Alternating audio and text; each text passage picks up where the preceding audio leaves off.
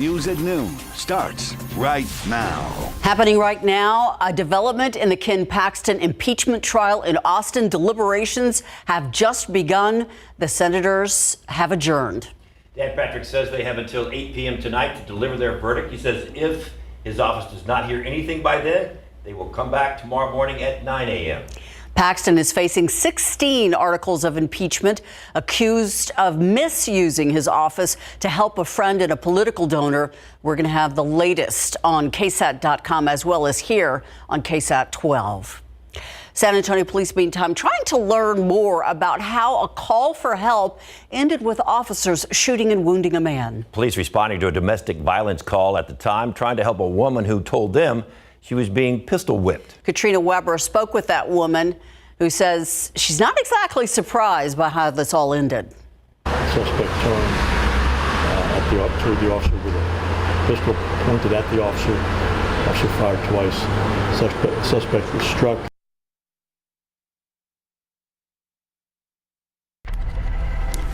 That was apparently an incorrect story or soundbite there from Police Chief William McManus. We're going to move on to our next story. We brought you a follow-up story earlier today. This was a follow-up to Wednesday's story. Police have made an arrest in a deadly shooting on the city's northwest side. Police charging David Gretjak with murder. Officers tell us he claims the shooting was an act of self-defense. However, police say surveillance video tells a different story. The trouble started on Tuesday night at the Forest Edge Apartments near Callahan Road in I-10. Police say someone was sitting outside of an apartment when the suspect bumped into him. They exchanged words, and that's when the victim walked out to see what was going on. Police say the suspect then shot her. Two witnesses say the woman did not have any sort of a weapon. Police were able to watch the surveillance video, which they say does support the witness accounts. A jury now deliberating in a capital murder trial that has been going on all week. John Cantu charged with being paid to kill another man. This happened back in February of 2019. It is a complicated web of family issues leading to Michael Perez's death. Erica Hernandez, live from the Justice Center. Erica, how long has the jury been deliberating so far? And are they going to be able to consider a lesser charge? Yeah, Ursula, the jury's been deliberating now for a little over 30 minutes, and they can consider the lesser charge. That would be first-degree murder in this case. Now, let's do a little recap of this case. Cantu was allegedly hired by his sister-in-law and brother to have Mike Bettis murdered for $500. The main evidence from the state was an eyewitness, Carmen Hernandez, who claimed to have seen the money being paid to John Cantu and also was present when Bettis was fatally shot. In closing arguments this morning, the state and defense each gave their last plea to the jury, the defense saying that the state didn't do enough to prove Cantu committed capital murder and that Carmen's testimony was not credible. She got an immunity agreement to come down and testify. Her entire remembrance about things changes from minute to minute and usually as to what benefits her. Now, the defense does go on to say that Cantu was only defending his brother who was fighting with Bettis. Meanwhile, the state wrapped up their argument saying that Carmen was scared for her life and told the truth. Now, if the jury does consider that lesser charge of murder, that changes the range of punishment. It would then be 5 to 99 years or life in prison. But if he is found guilty of capital murder, Cantu would automatically be sentenced to life without parole. Live at the Cadena Reeves Justice Center, Erica Hernandez, KSAT12 News. Right now, KSAT and our community partners are hosting a phone bank with staffers from the Texas Organ Sharing Alliance. It's an opportunity for those considering donating. To get some information, you can call and ask questions. The number is on your screen right now, 210-351-1363. And we will be joining some of those folks here in just a minute, talking to them about how important donation really is. And right now we're looking outside, and how important was that rain we got? It seemed like a nice rainfall in the city, at least, Justin. It was. We got some good numbers last night as we saw some passing storms come through overnight. It was loud, probably woke a few folks up. We had some storms this morning in the hill country, and I think we have an opportunity for some more passing storms tonight. Now, it's not going to be raining all the time. Not everyone's going to get rainfall, but the radar, I think, is going to be fairly active throughout the day today. So let's look at what we've got right now on Authority radar. And you'll notice we've got some showers and maybe a couple thunderstorms up there near Lakey. Also south of Kerrville, place that got rain earlier this morning. Seeing a couple downpours there working its way towards the Bernie area just south of Comfort. And then another little cell here north of Lakey is producing some lightning strikes. This will work its way towards Los Maples here within the next 5 to 10 minutes. We'll bring some downpours there, probably missing Lakey just to the north. And all of this at the moment is staying away from San Antonio. And in fact, we've got partly cloudy skies outside. So we'll start with some quiet conditions today. But as we get into the afternoon, we'll bring rain chances up to about 40%. This is 4 o'clock, 93. And keep in mind, it will be very humid, too. So if you're heading out to Friday night football games, again, it's not a guarantee that we're going to see some rain, but know that there could be some showers and storms around. Obviously, lightning doesn't pair well with football, so you'll want to keep an eye to the sky and stay alert there. Otherwise, rain chances continue into tonight. We could see some showers even into tomorrow morning. This is something we're watching closely here in the KSAT Weather Center. We'll have another radar update for you, and we'll talk about the full weekend forecast as well coming up here in just a couple minutes, guys. Thank you, Justin. Mental health and bail. Those are the main takeaway issues from last night's town hall on crime. Both the San Antonio Police Chief William McManus and the Bexar County District Attorney Joe Gonzalez took questions for hours. The chief saying he is pleased that San Antonio's new budget includes more money so he can hire more than 100 officers. Many of those officers will be working in the mental health units. Now, last night, District Attorney Joe Gonzalez said that his office has a problem. He admitted it. Sometimes, he said, victims or witnesses don't show up or they fail to get involved with the court proceedings. So he told the audience to do their part so criminals don't walk. We spoke with a woman who was there who says she learned a lot from this town hall. A lot of the answers of the DA were they were informational, but I do feel like there's some things that are missing, so I'm going to continue to, attend. Bexar County Judge Peter Sakai has announced that he will be leading as well a series of community conversations among law enforcement leaders to address the recent string of deadly shootings. Those meetings begin next Tuesday. The event set to start at 5:30 at the Davis Scott Family YMCA on Iowa Street. We have all the information you need on KSAT.com. Northside home total loss after a late night fire. San Antonio firefighters called to the 14,000 block of Big Tree Drive off of Thousand Oaks around 11:45 last night. It appears that the fire may have started in the garage, but by the time crews got there, the whole house was on fire. One man inside the home when the blaze started was able to escape. The American Red Cross has been called in to help him find a temporary housing. No injuries were reported. We broke the story yesterday at noon. Now the fallout from the criminal indictments against the president's son, Hunter Biden. His attorney now says that the statute that was used to indict Hunter Biden is unconstitutional. ABC's Faith Abube with why he says that he expects the case to be dismissed before it reaches trial.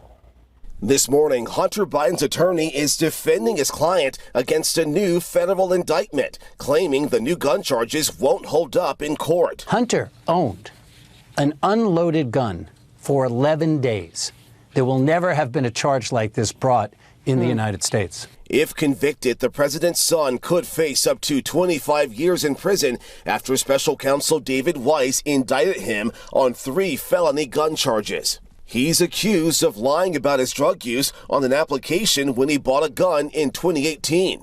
Experts say it's rare for the Justice Department to bring that kind of charge against a non-violent offender. This is the only case I could find where it was just this charge, where there was one gun, no criminal record, no other crimes were committed, and that the gun wasn't used in a crime. So when you take all of those factors together, this is very unusual. A gun charge had previously been part of a plea deal, which also included Hunter pleading guilty to misdemeanor tax charges. But the deal unraveled in court after Republicans accused the Justice Department of striking a sweetheart deal with Hunter. What changed? It is the folks like Chairman Comer and the Republican MAGA crazies who have been pressuring this U.S. attorney to do something to vindicate their political position. And guess what?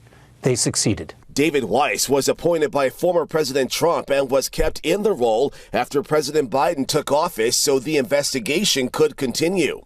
Hunter has also been under investigation for his business dealings, and Weiss has indicated tax charges could be filed at some point in Washington or in California, where Hunter lives. Justin Finch, ABC News, Washington. Still coming up, one of the top teams in high school football just showed us why last night. We've got the highlights in sports.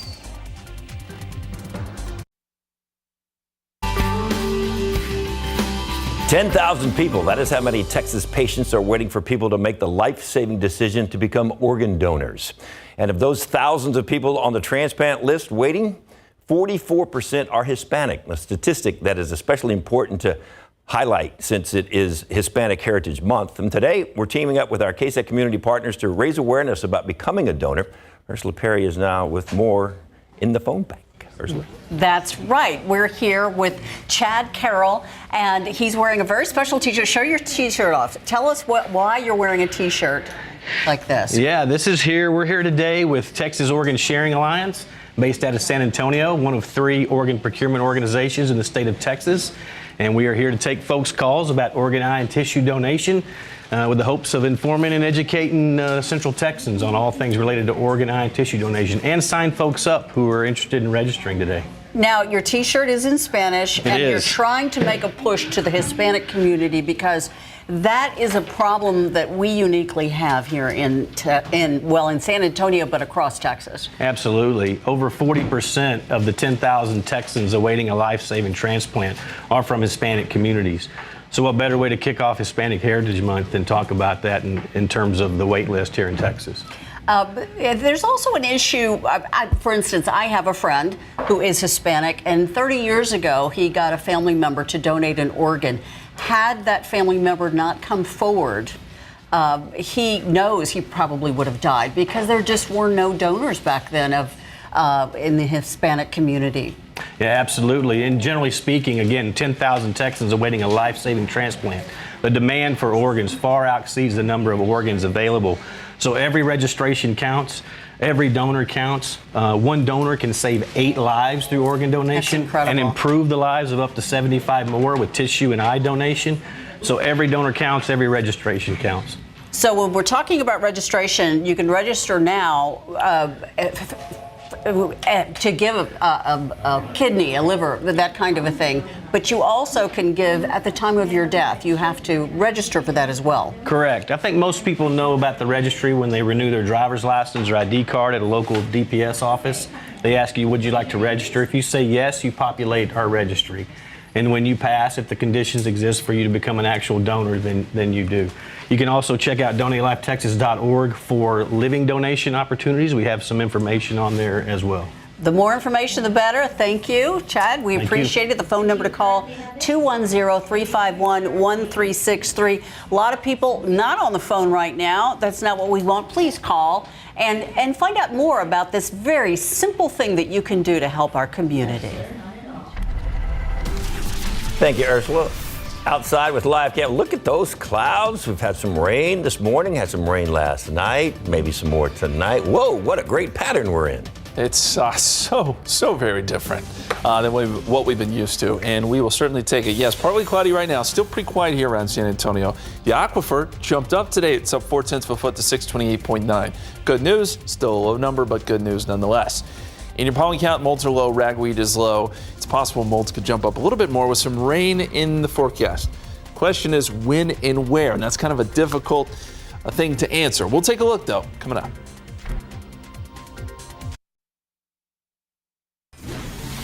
I know it's high school football Friday night, but I am looking forward to tonight. I'm going to be out there covering one of the games. And you're hoping it rains. I don't care if it rains or not. Yeah. Found the raincoat, good your go. chances for rain are pretty good tonight. They're decent. I would say that there are going to be some football games that go on without any issues. There could be some that get interrupted by some showers and storms. It's just one of those situations where we're going to have to keep a close eye on the radar. And right now, we're noticing there is some activity out there. Not a lot, but some. We had those storms pass to the north of us a little bit earlier. Kerrville got some rain. Places like Kerr County, Hunt, Ingram got some rain earlier. But now things have quieted down there. We've just got some showers moving towards Comfort and Bernie. Most of those are starting to die down, but I'm putting the radar to where we can look back to the west, because I think this is an important area that we're going to have to watch this afternoon. If we can get some development and some bigger storms, if we can get a complex of showers and storms, that may work its way into our area later today. And on top of that, we still could see some of these passing showers in storms. It's all about these little ripples in the atmosphere, and it's really hard to detect when and exactly where they'll be moving through, but all things we need to watch. And you can see we do have some activity back out here along I-10 between Junction and Ozona, and that's an area we'll watch. North of Lakey, we've got a few showers there. Most of this is pretty light moving off to the east, and we mentioned some of that rain around Comfort working towards Bernie. Let me switch the radar site here very quickly, and we'll get a little better look at that shower right around the Comfort area. No lightning strikes with this, so this is just going to be some light to moderate rain moving into Comfort, Welfare over towards Sisterdale here within the next few minutes, and nothing here in San Antonio.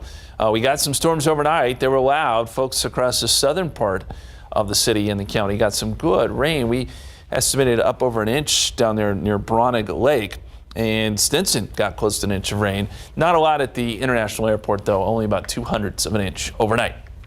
So as we go outside for you right now, partly cloudy as we look out near the airport. 87 degrees. Heat index is at 93. The heat index is going to jump up again today. Yesterday, it was above 100 because temperatures were obviously very hot, but it was also humid. And with the humidity today, I foresee heat indices jumping above that mark again. We're already close to that in New Braunfels. 98 is what it feels like there. Seguin 86, Bernie 82, Kerrville 72. Some rain cooled air there, but it will warm up. And as we look at the big picture here over the last 6 hours, you can kind of see an initial wave of rain. That was what we saw this morning. That pushes east, and then we watch what happens back here.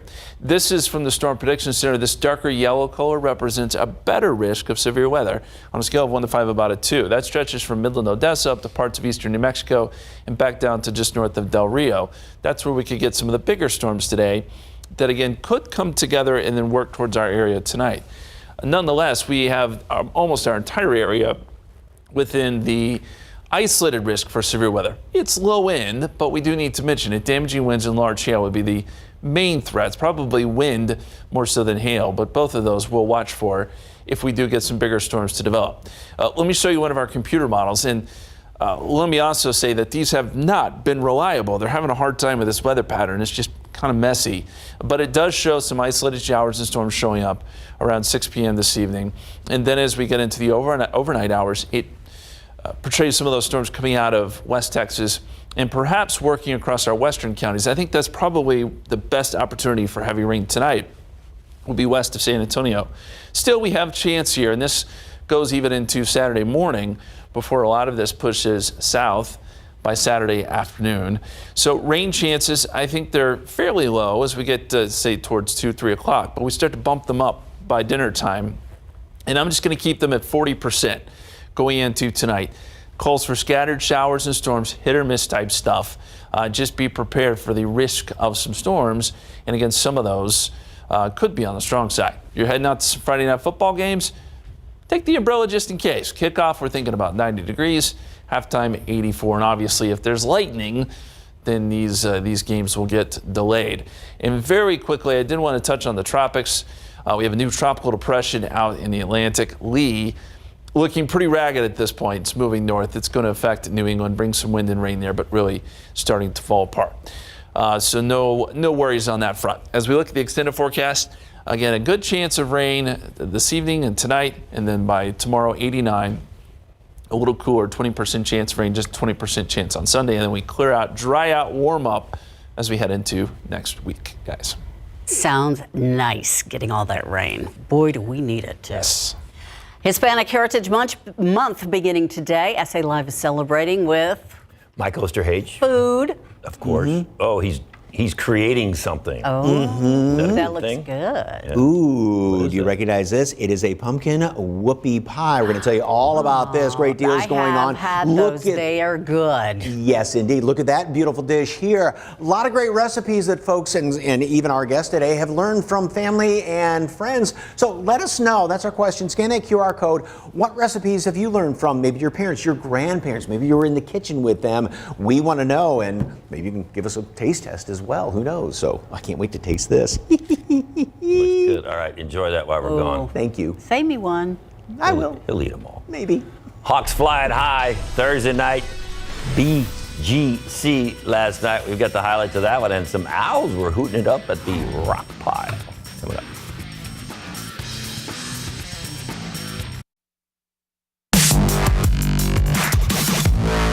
Big Thursday night of big game coverage. We start at Fair Stadium. The 5th-ranked Harlan Hawks taking on the O'Connor Panthers. It's District 29 6A. How about the start to this game? First snap, Panthers quarterback Ryder Dorn drops back, goes deep over the top, wide open. Luke Valdez. They're not going to get him. 83 yards, touchdown. Panthers up 6-0. Extra point, no good. That just motivated the Hawks. Dwayne Wingfield scores from 5 yards out. Harlan up 7-6. The Hawks go on to win it 49-12. A full house in Bernie for the number 9 Bernie Champion Chargers and the Bromwell Canyon Cougars in District 2012 5A. Second frame, champions has it. Quarterback Jordan Ballin throws a nice ball to Ethan McVeigh, 21 yards. Chargers down 17-14.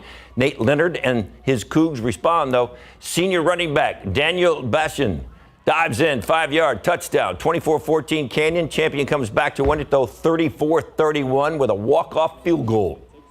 All right, let's go over to Gus, the Taft Raiders and the Brennan Bears. This is District 29 6A. First quarter, no score. Bears are close, though. Quarterback Caden Glass going for the end zone. The Raiders, Edward Cotton, how about that leap and pick in the end zone? Later in the first, the Bears get on the board. Jalen Garner and a quarterback dumps it off to Jason Love. Gotta love the spin after the one-handed catch. Breaks the tackle, 37 yards, touchdown. Extra point, no good. 6-0 Brennan. Brennan goes on to win it 13-7. All right, let's head over to the Rock Pile, downtown, Alamo Stadium. Highlands Owls were taking on the Burbank Bulldogs, wearing out the crew, making them do a lot of push-ups. 14-5A D2, late second quarter, the close game. Highlands quarterback Romeo Garza, tight spiral to Willie Gaskin, and he makes a move inside, down the sidelines. That's good for a 74-yard touchdown. Owls lead 22-14. Burbank able to come back 33-29 is that final. And some friendly handshakes before the district showdown between Antonian and Memorial. The Apaches strike early and often. Maka Moreno finds the lane, and that's 25 yards, and that's a touchdown. Then later in the first quarter, it's the red zone again. Quarterback Jason Toscano finds Aiden Samaniego wide open, another TD. Antonian rolls, 35-13. SAISD Sports Complex, Sam Houston Hurricanes trying to find the right game plan against the Harlandale's offense. They're coming off that win last week, looking for another one today with less than a minute to go. Well, Harlandale quarterback Jacob Saucedo finds Zion Molina, screen pass, but he turns that into a nice gain. And with 3 seconds left, the Indians took a timeout. Good timing. All right, that sets it up for this. That's a field goal. Jose Luis Flores nails it. All right, here's that final. 38-20. Clemens over Laredo United, 48-20. And it's Judson over Hutto, 29-19. And Seguin and Kyle Lehman, they got postponed till Saturday because of rain. How about that? So that's just the beginning of the big weekend of high school. And so it begins. Yes, it does. 3 seconds? 3 seconds, timeout, kick a field goal, call it good. No pressure. Nice. New today at 5, sound quality, price, and fit. The key factors when choosing your headphones and earbuds. Comparison tests reveal the crystal clear choices you need to consider. We've got those today at 5 after Entertainment Tonight.